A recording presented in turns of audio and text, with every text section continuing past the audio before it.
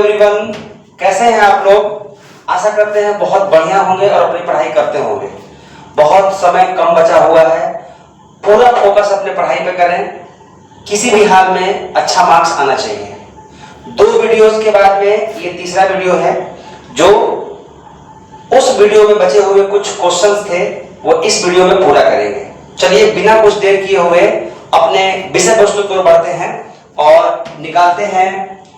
Physics का topic है प्रकाश का परावर्तन और अपवर्तन, ऑब्जेक्टिव पार्ट थर्ड। इस थर्ड में 41 से क्वेश्चंस मिलेंगे और टाइम के अनुसार 10 क्वेश्चन या फिर हो सकता है कि 20 क्वेश्चन हो जाए, लेकिन मैं पूर्ण रूप में नहीं कहूंगा कि 10 होंगे कि 20 होंगे।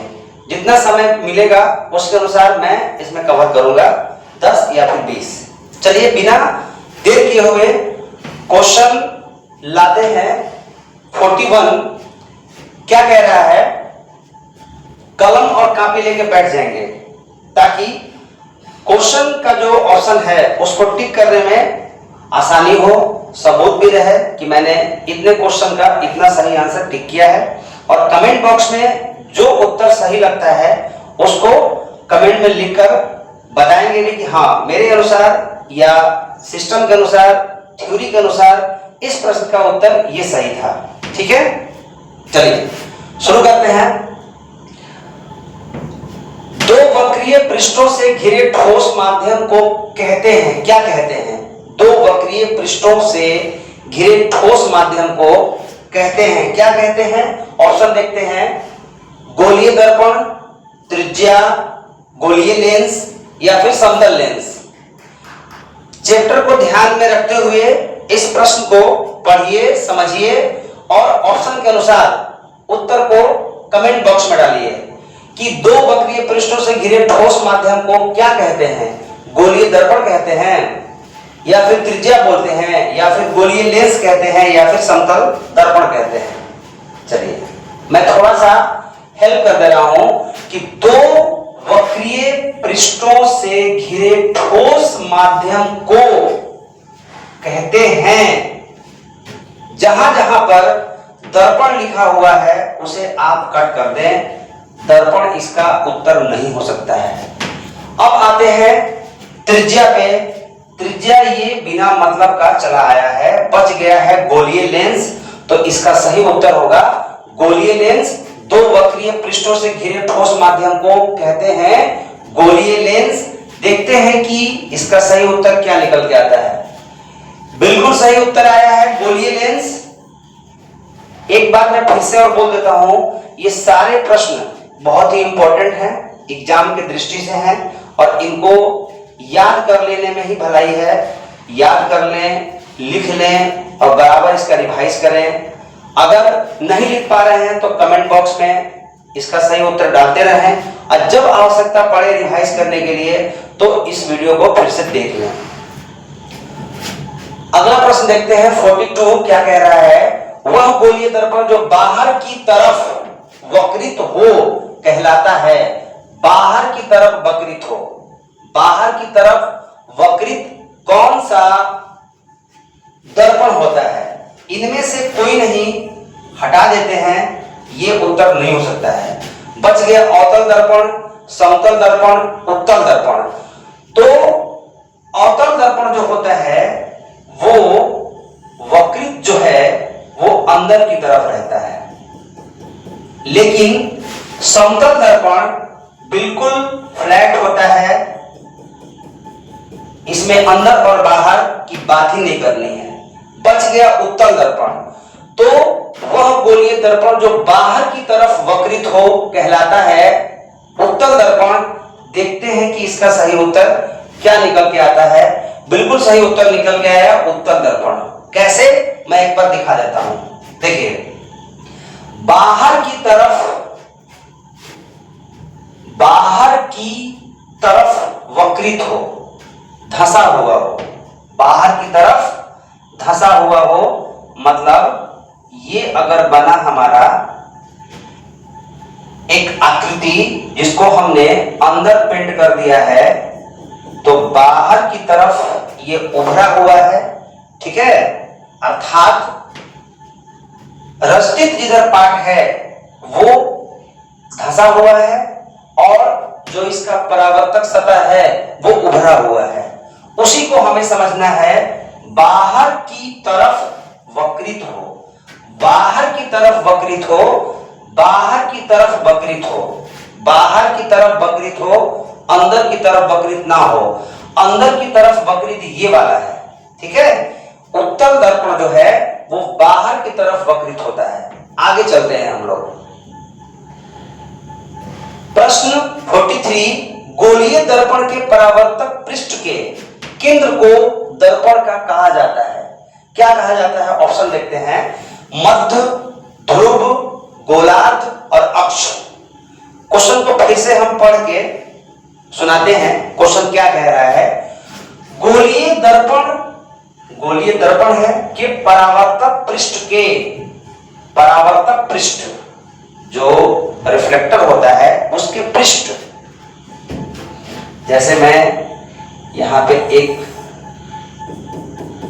दर्पण बनाता हूं, इसका परावर्तक सतह ये है, ये, ठीक है। परावर्तक सतह पृष्ठ के केंद्र को दर्पण का कहा जाता है। इसका केंद्र हम ले लेते हैं यहां पे, ठीक है। केंद्र को कहा जाता है। अब याद, सारी बातें जो चैप्टर की हैं वो याद पड़ गई होंगी कि इसे क्या कहा जाता है। इसको हम लोग P से इंडिकेट करते हैं, जिसमें मध्य कोई नाम नहीं आता है, गोलार्ध कोई नाम नहीं आता है, अक्ष बिल्कुल नहीं है, बच गया ध्रुव। सही उत्तर होगा इसका ध्रुव अर्थात पोल। देखते हैं किसका सही उत्तर क्या निकल के आता है। बिल्कुल सही उत्तर निकल के आता है ध्रुव। अगला क्वेश्चन देखते हैं 44, किसी लेंस द्वारा उत्पन्न आवर्धन का एसआई मात्रक क्या होता है? बहुत ही बढ़िया क्वेश्चन पूछा गया है।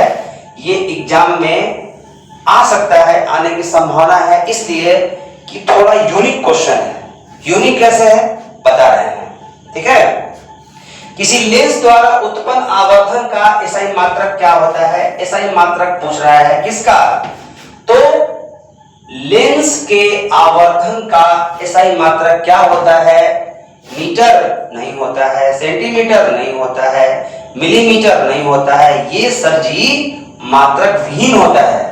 किसी लेंस द्वारा उत्पन्न आवर्धन का एसआई मात्रक होता ही नहीं है, तो हम कैसे इसको टिक कर दें, या इसको आप कैसे टिक कर सकते हैं? जब उसका मात्रक ही नहीं होता है तो वो मात्रक विहीन हुआ।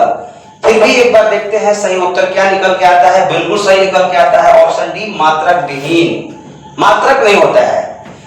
लेंस के आवर्धन मैग्निफिकेशन का एसआई मात्रक नहीं होता है, एकदम नहीं होता है। सही उत्तर निकल के आएगा डी, मात्रक ही नहीं होता है। 45 प्रश्न देखते हैं क्या कह रहा है। लेंस के केंद्रीय बिंदु को कहते हैं, लेंस का केंद्रीय बिंदु, लेंस होगा और उसका केंद्र बिंदु क्या होगा? उस केंद्र बिंदु को क्या कहते हैं? वक्रता केंद्र कहते हैं, प्रकाशिक केंद्र कहते हैं, द्वारक केंद्र कहते हैं, या फिर अक्ष केंद्र कहते हैं। देखिए वक्रता केंद्र जो है ये कहलाता है सी, और ये इसका उत्तर होगा नहीं। बच गया द्वारक केंद्र, ये भी नहीं होगा। अक्ष केंद्र, ये भी नहीं होगा। बच गया प्रकाशिक केंद्र।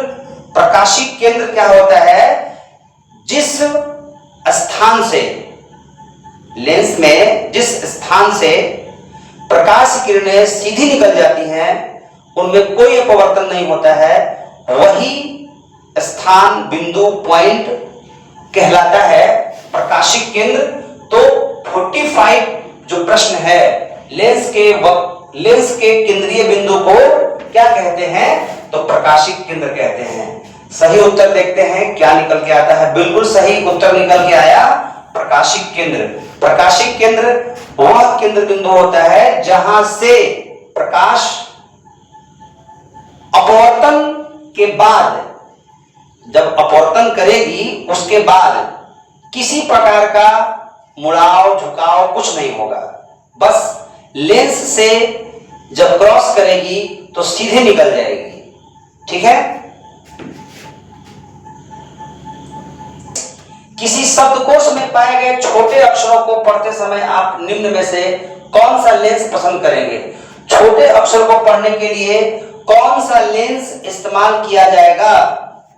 देखिए, ऑप्शन ए जो कह रहा है 50 सेंटीमीटर फोकस दूरी का अवतल लेंस, बिल्कुल नहीं होगा।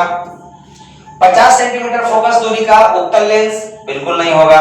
50 सेंटीमीटर जो होगा वो आप टिक नहीं करेंगे। ठीक है, क्योंकि 50 सेंटीमीटर पर रखी हुई वस्तु का हम बड़ा प्रतिबिंब नहीं देख सकते हैं। अब आते हैं 5 सेंटीमीटर और 5 सेंटीमीटर फोकस दूरी का एक अवतल लेंस है, एक उत्तल लेंस है। तो हमें देखना है शब्दकोश में पाए गए छोटे अक्षरों को पढ़ते समय आप निम्न में से कौन सा लेंस इस्तेमाल करेंगे? कौन सा लेंस? शब्दकोश में कुछ लिखा हुआ है, उसमें लिखे हुए चीज को हमें बड़ा देखना है, तो किस लेंस का इस्तेमाल करेंगे? किस लेंस का इस्तेमाल करेंगे? याद कीजिए, अपोजिट उत्तल दर्पण में छोटा प्रतिबिंब बनता है तो लेंस में बड़ा बनेगा, मतलब इसका सही उत्तर निकल के आएगा उत्तल लेंस। 5 सेंटीमीटर फोकस दूरी का उत्तल लेंस, मतलब 5 सेंटीमीटर का फोकस दूरी वाला जो उत्तल लेंस होगा उसका हम इस्तेमाल करेंगे शब्दकोश में लिखे गए किसी भी अक्षर को बड़ा देखने के लिए या फिर पढ़ने के लिए। सही उत्तर देखते हैं क्या निकल के आता है। बिल्कुल सही निकल के आ रहा है डी, 5 सेंटीमीटर फोकस दूरी का उत्तल लेंस। उत्तल लेंस से हम किसी भी वस्तु का बड़ा प्रतिबिंब देख पाते हैं जो हमारे लिमिट एरिया के अंदर हो, दूर का नहीं। 47 कह रहा है क्वेश्चन, इनमें से कौन दर्पण का सूत्र है? दर्पण सूत्र बोलना है। दर्पण सूत्र क्या होता है? 1/v plus 1/u equal to 1/f। Plus है तो दर्पण, माइनस है तो लेंस। बहुत इजी है। अधिकांश ऑब्जेक्टिव क्वेश्चन में ये प्रश्न देखे जाते हैं, इसको याद कर लेना होगा। ये दर्पण सूत्र है। ऑप्शन देखते हैं क्या क्या दिया हुआ है। 1/v plus 1/u equal to 1/f, पहले बार में निकल के आ गया, ये होगा नहीं। 1/v प्लस u अपॉन 1, ये भी नहीं होगा, ये भी नहीं होगा।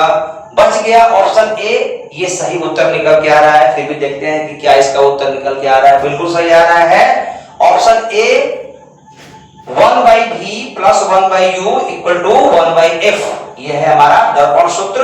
और अगर इसी क्वेश्चन को थोड़ा सा मॉडिफाई कर दिया जाए, दर्पण ना कह के लेंस कह दिया जाए, तो हम जहां पर प्लस लिखा हुआ है वहां पर माइनस कर देंगे तो हमारा सही उत्तर हो जाएगा।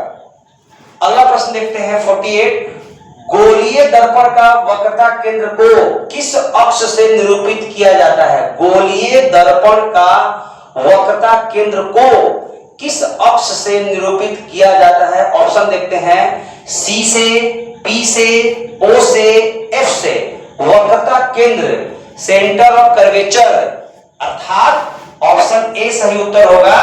देखते हैं क्या निकल के आ रहा है उत्तर। बिल्कुल सही निकल के आ रहा है ऑप्शन ए, सी है वो गोलीय दर्पण का वक्रता केंद्र है जिसे सी द्वारा निरूपित किया जाता है। ऑप्शन बिल्कुल सही था और उसका उत्तर भी बिल्कुल सही था। अब देखते हैं प्रश्न 49 क्या कह रहा है। निर्वात में प्रकाश की चाल क्या होती है? बहुत ही इंपॉर्टेंट क्वेश्चन है। निर्वात में प्रकाश की चाल, देखिए निर्वात में प्रकाश की चाल कितनी होती है? तो 3 लाख किलोमीटर पर सेकेंड प्रकाश की चाल होती है शून्य में या निर्वात में। इसको हम लोग पावर में किस संख्या द्वारा निरूपित करते हैं? तो बताएंगे हम 3 गुना 10 के पावर 8 मीटर पर सेकेंड या 3 गुना 10 के पावर 5 किलोमीटर पर सेकेंड। देखिए 3 गुना 10 के पावर 8 मीटर पर सेकेंड भी है, 2 गुना नहीं होगा, 3 गुना 10 के पावर 9 नहीं होगा, 3 गुना 10 के पावर 110 मीटर पर सेकेंड नहीं होगा।